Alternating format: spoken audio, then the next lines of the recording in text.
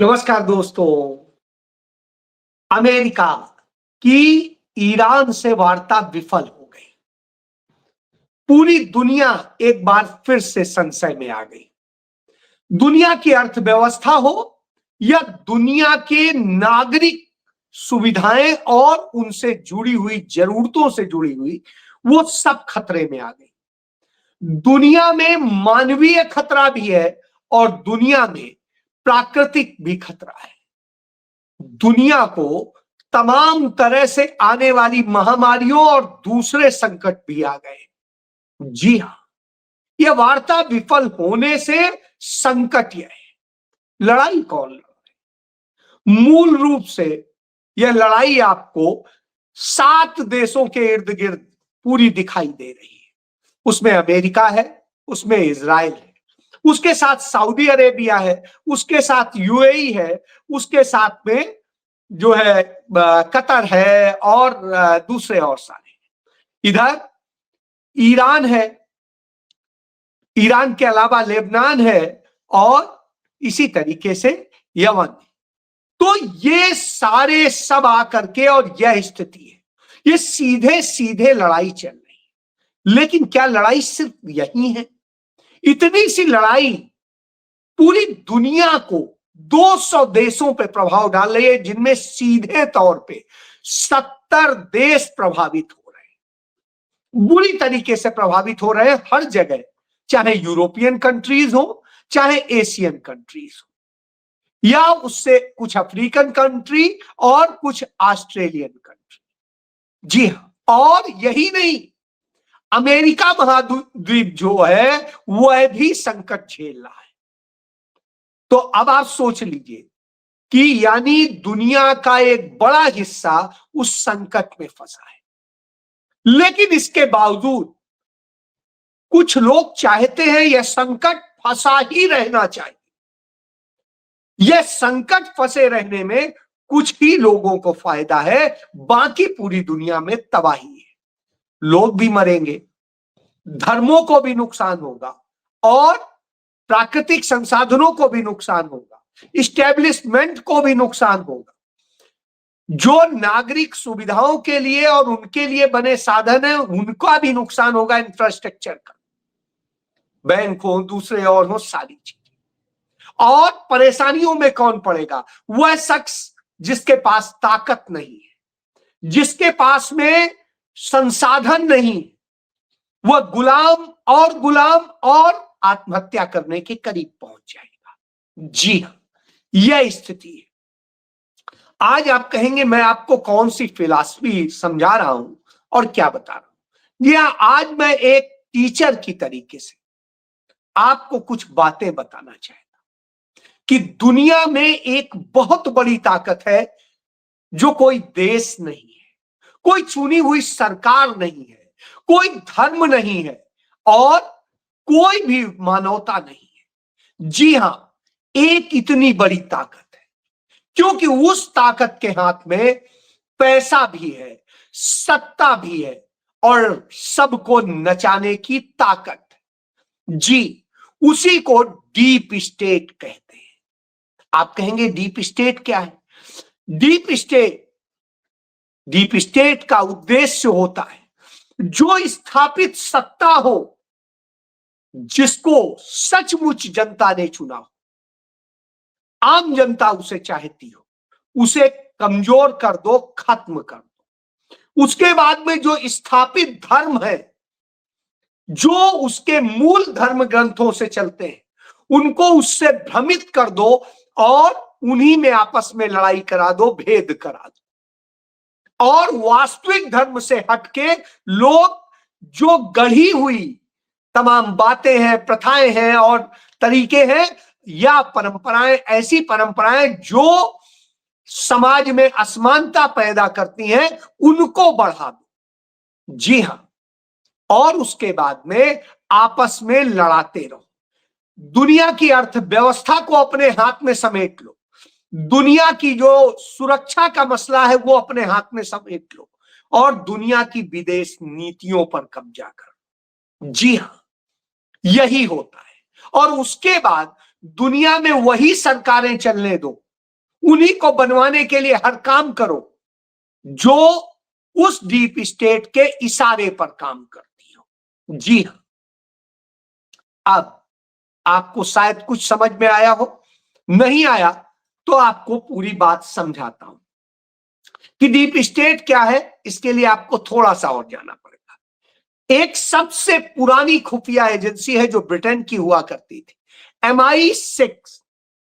MI6 दुनिया की सबसे पुरानी खुफिया एजेंसी है और उस एजेंसी ने दुनिया में अपने जासूस छोड़े और उनके जरिए तमाम देशों की सूचनाएं प्राप्त की और धीरे धीरे धीरे धीरे अपना साम्राज्य स्थापित करने का काम किया। एक दूसरी संस्था CIA, ये भी करीब जो है 100 साल से अधिक पुरानी है, 150 साल।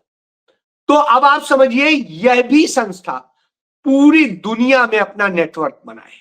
उसके बाद 1949 में बनी एक सबसे क्रूर खुफिया एजेंसी है जिसे कहेंगे बिल्कुल निहायत इंसानियत से परे, वो है मोसाद जो इजराइल की है। और इसी तरीके से एक खुफिया एजेंसी सोवियत रूस की भी थी जो आगे आके आई, वो KGB कहलाती है। उस KGB ने अपनी सुरक्षा के लिए पूरी दुनिया में इसको तैयार किया और ये श्रीमती इंदिरा गांधी ने इस जरूरत को महसूस किया कि भारत के पास कोई ऐसी खुफिया एजेंसी नहीं, तो उन्होंने पहली बार रॉ बनाई और उसके जरिए दुनिया में अपने जासूस छोड़ के भारत को मजबूत बना दिया। और उसी भी बूते उन्होंने अमेरिका के राष्ट्रपति निक्सन को झुका दिया था, उसी के बूते पाकिस्तान को 2 टुकड़े कर दिया था, उसी के बूते सिक्किम को छीन के चीन और अमेरिका के चुंगल से भारत का राज्य बना दिया था। इसी तरीके से उन्होंने तमाम जगह तमाम काम किए। तो अब आप थोड़ा सा मुझे लगता है समझ में आया होगा। ये असल में डीप स्टेट जो होता है वो कोई आपको दिखने वाली स्थिति नहीं होती है, लेकिन दिखाई स्पष्ट पड़ता है, जिसमें क्या होता है, जो ये है तमाम खुफिया एजेंसियों का सहारा लेते हैं, सरकारी एजेंसियों का सहारा लेते हैं, सुरक्षा बलों का सहारा लेते हैं, नौकरशाही उसमें शामिल होती है, न्यायपालिका शामिल होती है, कारपोरेट शामिल होता है। कारपोरेट के हितों के लिए ये सब मिलकर काम करते हैं। और इसके बाद आदिवासियों की जमीन हड़पनी है, जल जमीन जंगल, तो ये एजेंसियां वहां काम करती हैं और फिर उन आदिवासियों को कभी नक्सली कभी कुछ साबित करके मारते रहते हैं। उन्हें इतना परेशान करते हैं कि वो हिंसा की तरफ बढ़ते हैं और फिर वो उन्हें बदनाम कर दिया जाता है और मार दिया जाता है। इसी तरीके से हमारे देश के हिसाब से ही आप समझ लीजिए कि जैसे दलित हैं, दलितों पे इतना अत्याचार करेंगे, यदि दलित कहीं पर भी थोड़ा सा उसने स्टेप ऐसा ले लिया तो उसको मारेंगे और वो करेंगे और फिर पूरे कौम को अपने काबू में ले लेंगे। पिछड़ों को और पिछड़ा कैसे बनाया जाए, इसके लिए पूरी साजिशें रचेंगे। और इसी तरीके से गरीबों को मर जाना चाहिए, इसके लिए वो काम करते हैं, क्योंकि उन्हें वो बोझ समझते हैं, क्योंकि उनके लिए वो प्रोडक्टिव नहीं है। जो काम के हैं उन्हें लेबर बना लेंगे, यानी अपनी दया पर रखेंगे। जो एक अपने क्लरिकल वर्ग बनाएंगे, बाबू, वो बाबू IAS भी हो सकता है, वो बाबू जो है दफ्तर में बैठा हुआ दूसरा बाबू भी हो सकता है। तो वो बाबुओं की एक फौज तैयार करेंगे जो हमारे हिसाब से चलेगा। तो आप यह समझ लीजिए, जिसे ब्यूरोक्रेसी भी कह सकते हैं, उसे जो है जूनियर ग्रेड के सुपरिटेंडेंट या दूसरे भी कह सकते हैं। तो वो एक वर्ग तैयार करेंगे जो हमारे लिए सारी चीजें करेगा, हमारे हिसाब से सारी चीजें तय करेगा और ये लगेगा नहीं सब कुछ तो फाइल में जो है वो सही है और इसी आधार पे वो अपने आप को जस्टिफाई करेगा। तो ये करते हैं। तो इस तरह से तो ये वर्ग उन्हें अपने सेवक के तौर पे चाहिए। लेकिन असली सत्ता किनके पास होगी? असली सत्ता कुछ पूंजीपतियों के हाथ में हो। और वो पूंजीपति अपने मुताबिक सरकार बनवाएंगे, उसके लिए उन पर पैसा खर्च करेंगे, उनका प्रचार करेंगे। जैसे आजकल प्रचार के माध्यम है तमाम व्हाट्सएप, तमाम फेसबुक, गूगल और दूसरे इस तरह के संसाधन इस्तेमाल किए जाए। तो इस तरह से करके, और इसके बाद जो पुरातन चले आ रहे धर्म है उन्हें खत्म करके उसे नए रूप में प्रस्तुत करेंगे। उदाहरण के लिए देखिए, दुनिया के सबसे पुराने धर्मों की बात करें तो सबसे पुराना धर्म जो हमें मिलता है वो प्राकृत धर्म मिलता है, वैदिक धर्म मिलता है, या पर्शियन धर्म मिलता है। उन धर्मों को धीरे धीरे धीरे मूल को खत्म कर दिया। जो वैदिक धर्म है वो वेदों से चलता है, उसमें कहते हैं ईश्वर एक है, ईश्वर निराकार है, ईश्वर न जन्मता है न मरता है, वो कोई महापुरुष नहीं है, वो कोई नहीं, वो एक शक्ति के रूप में संचालित, और वो मानवता की बात करता है, वो प्रेम की बात करता है, वो जल जमीन जंगल इंसान जानवर सबको अपना मानता है, वो प्रकृति को पूजता है, क्योंकि प्रकृति से ही पूरा संसार है और वही सब मिलके ईश्वर का जो है रूप है। ये ईश्वर की असली देन वो है। लेकिन कालांतर में उसमें यह हुआ कि नहीं, मठ बनने लगे, फिर मंदिर बनने लगे, फिर मूर्तियां आने लगी, फिर कुछ और हो गया, फिर धर्म में संप्रदाय बन गए, कोई कृष्ण संप्रदाय हो गया, कोई रामानंद संप्रदाय हो गया, कोई शैव संप्रदाय हो गया, कोई वैष्णव हो गया, कोई कुछ हो गया। इसके बाद बौद्ध जैन धर्म आया, उसने मंदिर बनाने शुरू कर दिए। फिर जो है बौद्ध मठों में पहले उन्होंने ही बनाना शुरू किया, उन्हीं की देखा देखी इस धर्म के लोगों ने आके किया, अपने आप को बदल लिया। यानी हिंदू धर्म जो कहलाता है वो मूल जो धर्म है उसमें न मूर्तियां थी न कहीं पर मंदिर थे। तो उसकी जगह जैसे बुद्ध धर्म में बौद्ध मठ बने, उधर जैन वो बने, लेकिन इन सब ने इंसानियत का दिया। लेकिन उस धर्म को जो मूल वैदिक धर्म था, जो वैज्ञानिक स्थिति में था, उसको धीरे धीरे डिस्ट्रॉय किया। वैज्ञानिकता से आप दूसरी तरफ आ गए। अग्नि, वायु, जल, इसी से हम सब बने हैं, ये प्रमाणित है, साइंटिफिकली प्रमाणित। उसे खत्म करके यूं आने लगा। फिर जब ये आया तो उसके समानांतर हिंदू धर्म जिसे कह रहे हैं आप, वो वैदिक धर्म में मंदिर बनने लगे गुप्त काल में, और फिर ये शुरू हो गया, और होते होते फिर कहीं से कृष्ण का मंदिर आ गया, फिर कहीं राम का आ गया, फिर किसी का आ गया। जबकि ईश्वर का जब कोई आकार नहीं है, वो अजन्मा है, वो कहीं वो तो हो ही नहीं सकता। अब आप दूसरा देखिए, इसी तरह पर्शियन धर्म में, उसमें भी कोई नहीं है, उसमें भी जो उनका सबसे पुराना दुनिया का धर्म ग्रंथ है अवस्था, वो भी इसी तरीके से कहता है। तो जो सभ्यता में ये सारी चीजें आई, धीरे धीरे धीरे धीरे हर जगह कुछ ना कुछ ऐसे होते होते आया। फिर इन सबको खत्म करने के लिए काम शुरू हुआ। फिर किसी ने कहा, पहले तो पैगंबर पैदा हुए, जो पैगंबर कोई बन गया, यीशु बन हुआ, तो उन्होंने एक अलग ढंग से चलाया। हालांकि उन्होंने कोई नफरत नहीं सिखाई, उन्होंने बाइबल में वही सिद्धांत दिए जो सामान्य तौर पे थे, लेकिन बाद में उनका स्थान चर्च ने ले लिया, और जो धर्म की एक सत्ता बन गई थी उसको तोड़ा गया, क्योंकि वो भी एक सत्ता बन गई थी। उसके बाद में जो हुआ वो इस्लाम आया, यहूदी बने, और इन सब में आपस में सब लड़ाई झगड़े होने लगे, धर्म के नाम पे लड़ाई हुई। और जो जिस पे लड़ाई हो रही वो धर्म असल में धर्म है ही नहीं, जो वास्तविक धर्म है उसमें कहीं ये नहीं था। तो यानी जिस तरह से आपने मंदिर, चर्च और सब कुछ, अब उसका उदाहरण देखिए। अभी इजराइल ने किस पर हमला किया? चर्च पर, जहां पर यीशु का जन्म हुआ। यरूशलेम में उन्होंने चर्च पर हमला किया गुड फ्राइडे के दिन। इसी तरीके से वो मुस्लिम धर्म के तमाम उस पर हमला करते हैं, दोनों जगह।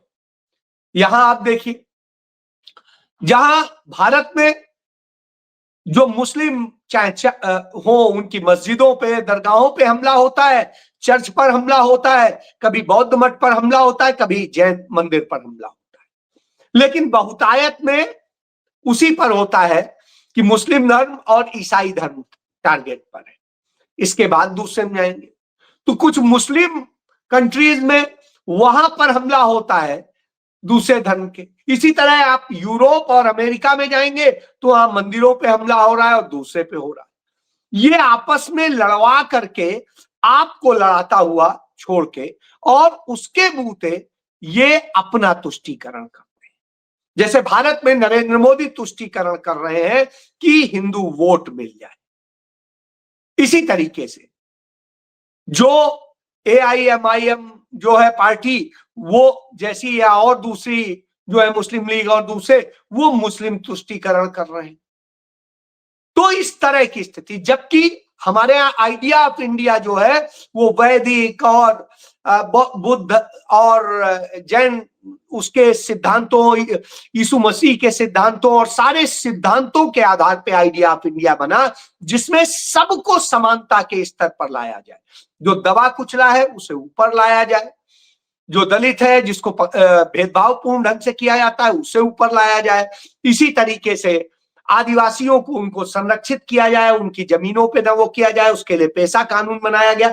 ये सब करके आइडिया ऑफ इंडिया स्थापित। तो इससे किसको नुकसान हो रहा है? उन पूंजीपतियों को नुकसान हो रहा है, उनको नुकसान हो रहा है जो दुनिया की सत्ता पैसे और दूसरी चीजों से चलाते हैं। अमेरिका ने, जो अमेरिका के राष्ट्रपति ने एग्जीक्यूटिव ऑर्डर जारी किया 6 फरवरी 2026 को, उसमें कहा कि भारत की विदेश नीति, भारत की अर्थनीति यानी इकोनॉमी पॉलिसी और भारत की जो है राष्ट्रीय सुरक्षा नीति, ये सारी अमेरिका के अलाइन रहेंगी। ये डीप स्टेट चाहता है और वही नरेंद्र मोदी ने साइन कर दिया। अब आप देखिए, इसी तरीके से तमाम जगह होता है। अमेरिका ने कहा हमने वेनेजुला पर कब्जा कर लिया, अब वहां की सत्ता हम अपने, वहां की जो ओरिजिनल चुनी हुई सत्ता थी उसे हटा दिया, अब अपने ढंग का आदमी वहां रख दिया।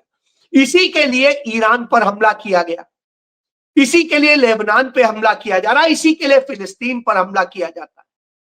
तो अब आप समझिए ये इस तरह से, और जहां पर वहां के लोग मान गए, UAE का सुल्तान हो या अरब कंट्रीज का सुल्तान हो, दूसरे सुल्तान हो, तो वो सब, कुवैत के हो, तो वो सब जो है आकर के खड़े हो जाते हैं कि जी हुजूर जैसा आप कहेंगे हम वैसे चलाएंगे, तो ठीक है सुरक्षित रहिए। पाकिस्तान इसी तरह करता है, सुरक्षित रहिए। नरेंद्र मोदी ऐसे ही सर झुका देते हैं इजराइल और अमेरिका के आगे, तो साहब ठीक है तुम्हारी सत्ता चलेगी। इसी तरह बांग्लादेश में जब जिया बोली तो उनकी सत्ता को वो कर दिया गया, जैसे वहां पर नेपाल में हुआ वहां की सत्ता को गिरवा दिया गया, उसके लिए जबरदस्ती करा दिया गया। इसी तरीके से तमाम जगह, यूक्रेन में जिस तरह से लड़ाया गया और अब वहां का राष्ट्रपति गुलाम की तरह से अमेरिका के काम कर रहा है। तो इस तरह से पूरा खेल चलता है और ये डीप स्टेट यही करता है। तो वो चाहता है कि आपका पूरा जीवन खत्म कर दिया जाए, आपको एक सत्ता की गुलाम बनाया जाए। आप ये ना कहें बस सिर्फ किताबों में हो कि सत्ता तो आप चुनते हैं, असलियत में ना हो। तो भारत में का उसका क्या इस्तेमाल हो रहा है? भारत में रॉ का इस्तेमाल हो रहा है, IB का इस्तेमाल हो रहा है, NIA का इस्तेमाल हो रहा है और ED का इस्तेमाल हो रहा है, न्यायपालिका और चुनाव आयोग का इस्तेमाल हो रहा है, ये सारी चीजें। अब मैं आपको आता हूं कि इसमें किस तरह से, जैसे ये शब्द आया कहां से? तुर्की में डेरिन डेवलेट से लिया गया है ये जो शब्द है डीप स्टेट, और इसका जो होता है इसका मतलब है लोकतांत्रिक रूप से चुनी गई सरकार पर हावी होने वाले गैर निर्वाचित तथ्यों के जरिए पूरी प्रणाली पर कब्जा करना, अपने मुताबिक शासन व्यवस्था बनाने के लिए काम करना। स्टीफन किंजर की जो किताब है उसमें इस पर लिखा हुआ है ओवरथ्रो, और कई महाद्वीपों पर अमेरिका ने इस तरह के प्रयोग किए।